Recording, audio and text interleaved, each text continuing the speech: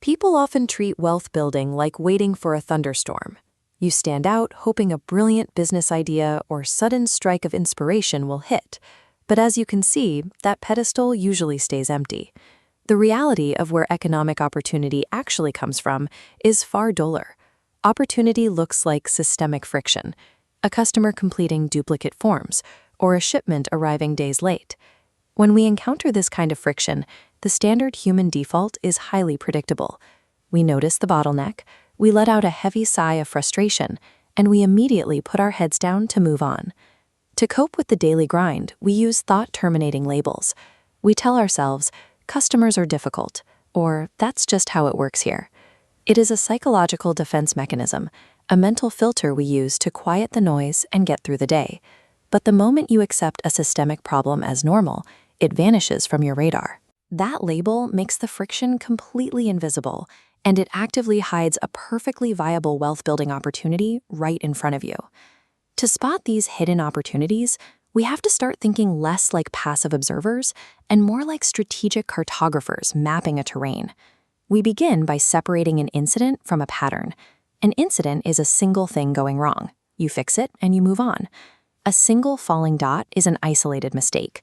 Dozens of failures at the exact same point is a pattern guaranteed by structural flaws. Replacing lazy labels with precise observations, like noticing 3 required fields are blank, exposes the flaw you can exploit. Recognizing this difference, spotting the repeating pattern underneath the isolated incidents, is the primary cognitive skill required to find unexploited economic value.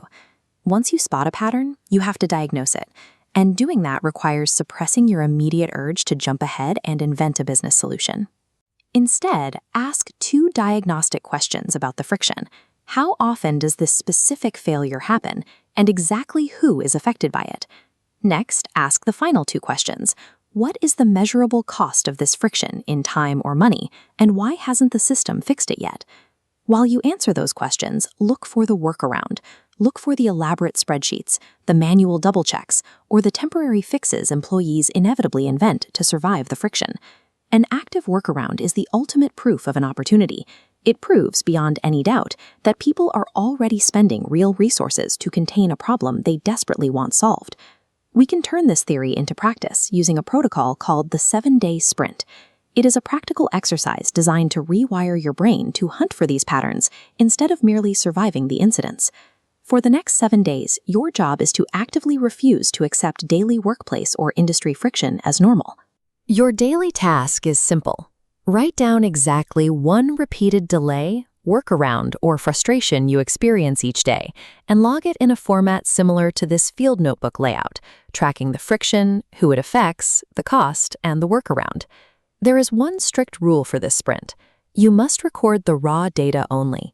You have to actively resist the temptation to invent a brand new product, a service, or a business plan. Forcing yourself to observe the raw reality before you invent anything prevents a fatal mistake, spending years building a clever solution for a problem that nobody actually has. At the end of the 7 days, you measure the success of the sprint by checking your notebook.